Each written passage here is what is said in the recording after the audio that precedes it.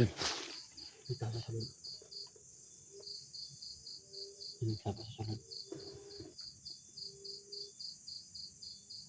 Ah.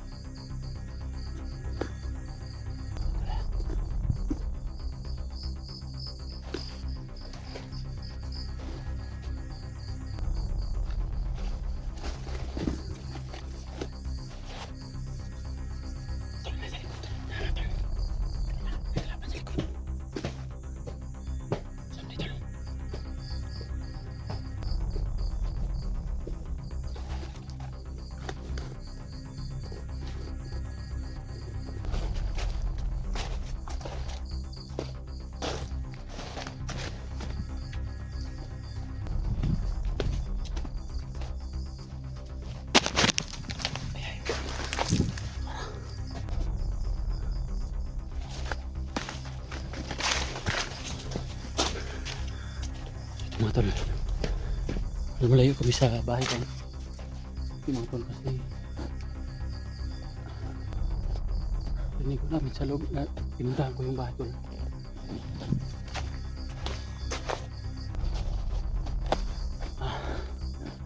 Lumalayo kami kay kaunti sa ng bahay ni Bata mga tol, kasi dinapitan ko yung mga rinig yung boses sa loob, marami. Kaya ang plano natin ngayon tol, atas muna tayo. Total gabi, hanap muna tayo ng mapagsitihan natin ba, para hindi tayo ma-fake tol. No,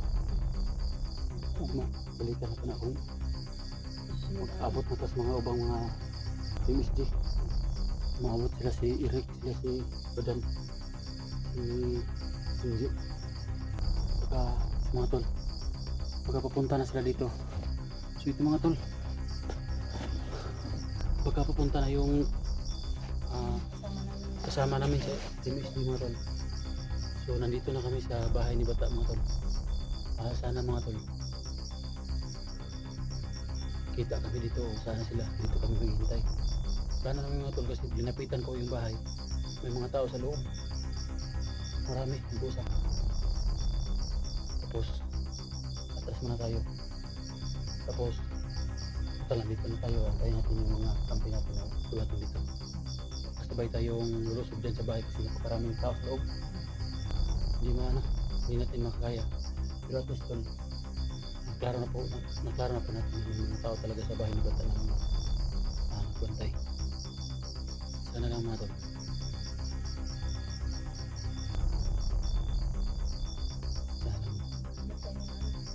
Pwede natin malalayo muna sa bahay, pero dapat tanaw natin yung bahay. Kasi pag pag maaraw na, dito natin natin yung mga vlogger na mga hunter na tutulong kapag kaya At nung withdraw ko na kami ng kundi tol. Pero kayo mag-alala mga tol, ito nandito na kami sa bahay ng bata na malapit na kami. Hindi na kami punta pa na kung saan saan mga tol. Kasi dito na kami. Doon banda yung bahay ni bata mga tol. Hindi ko po makakagilip si bata mga tol kung saan nagtatago mga tol. Kaya sensya na mga tol. Sinong vlogger na nandito hindi pa namin nakita. Kasi gabi po mga tol, mahirap na baka vlogger yung tinira natin. Kaya oh, may aso pa. Natatagpan. Ay, klios ko ha.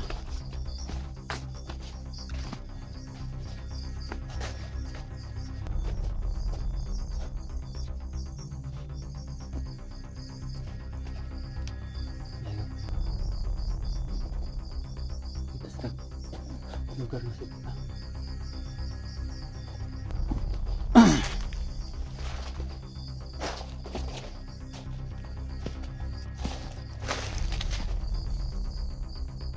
May mga bakas dito ng paa mga tol.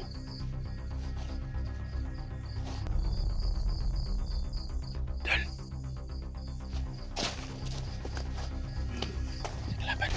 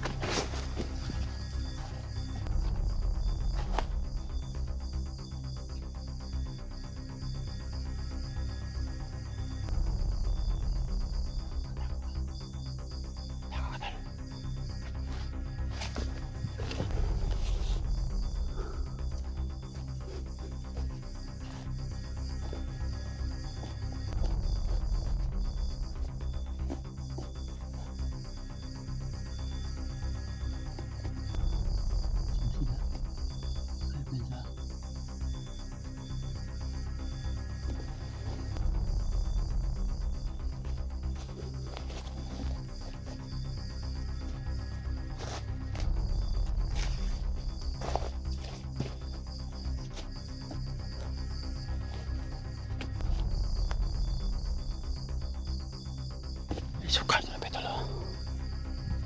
Suka.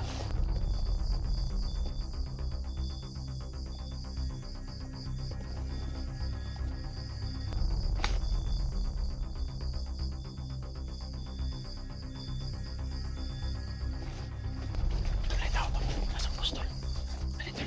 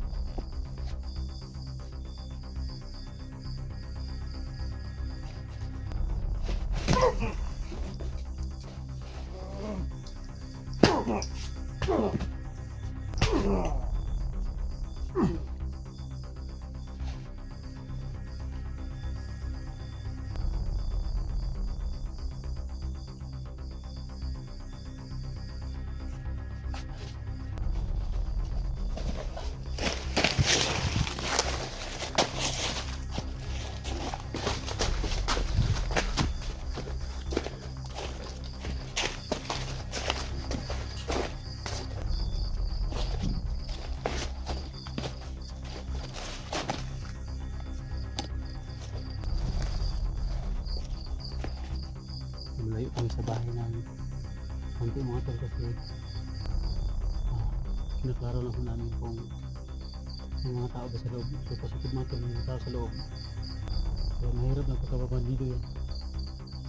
Lumalayo muna kami mga tol. Ang plano namin mga tol, pag may araw na tol, balikan namin yan. Tapos atas kami ng konti, pero hindi lang talaga kami palayo kasi hihintay namin yung mga tutulong sa paghahanap kay SD mga tol. So sa mga tutulong sa pag-rescue kay SD, so nandito na po kami. Sana mga tol, magkita-kita tayo dito sa Team SD o sa Team Pogi. Baka nandito lahat ng mga hunter na gustong tumulong sa pag rescue kay SD mga tol. So dito kami maghintay mga tol sa di kalayuan ng area kung saan yung bahay ni bata mga tol.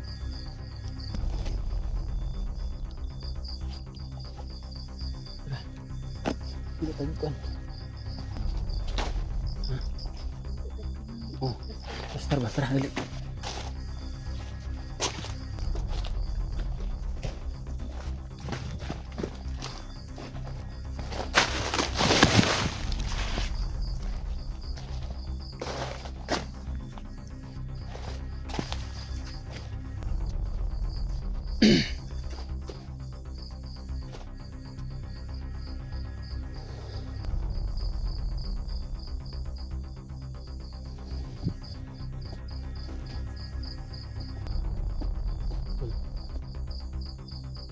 Ingat ko na.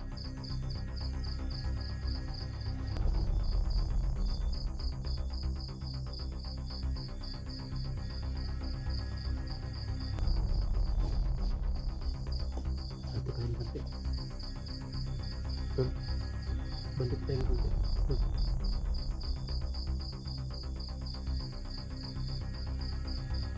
Yeah.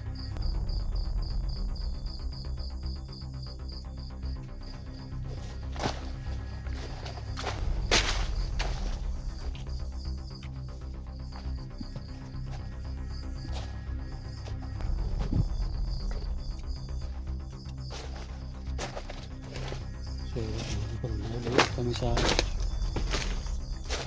bahay ni Bata mga tol. Na po kami ng area na kung saan pwede lagyan ng ganyan mga tol.